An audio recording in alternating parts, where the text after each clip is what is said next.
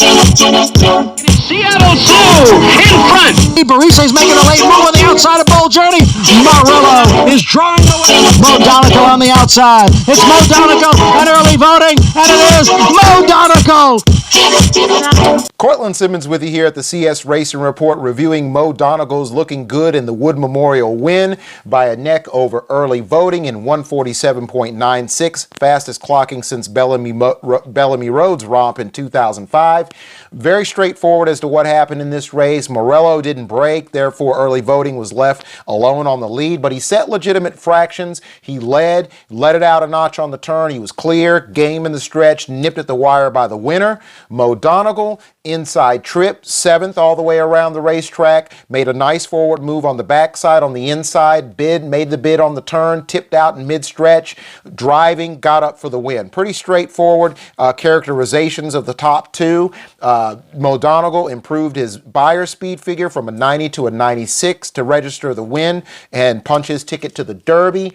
And that, of course, brings us into his prospects for the Run for the Roses. He's 8-1 in the early morning line. He's the third choice. He's the third choice behind the second choice trio of Taiba, Messier, and Zandon, his rival from the Remsen Stakes that he beat as a 2-year-old at 1 1/8 at Aqueduct.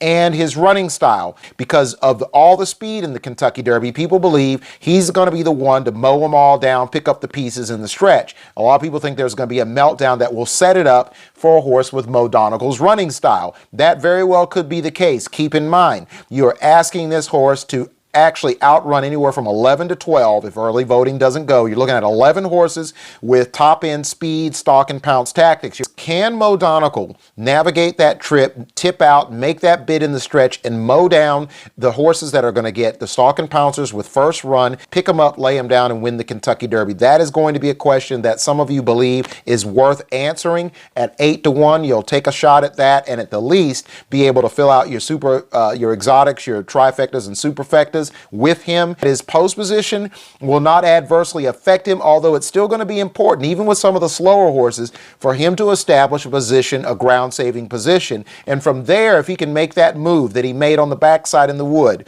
without encountering tremendous traffic trouble, then he's got a shot to make his run on the turn. And then, of course, as we all know, we'll see what happens. It's the Kentucky Derby. Anything can develop in a race at 1 1/4 of that magnitude. So Mo Donegal is very, very interesting. We're going to certainly break down his chances in relation to the other runners in the Derby field. He won this very impressively in 147.96. We're certainly going to take a look and recap and look at it more as we wind down the road to the Kentucky Oaks and the Kentucky Derby right here at the CS Racing Report. And we are set for the Wood Memorial.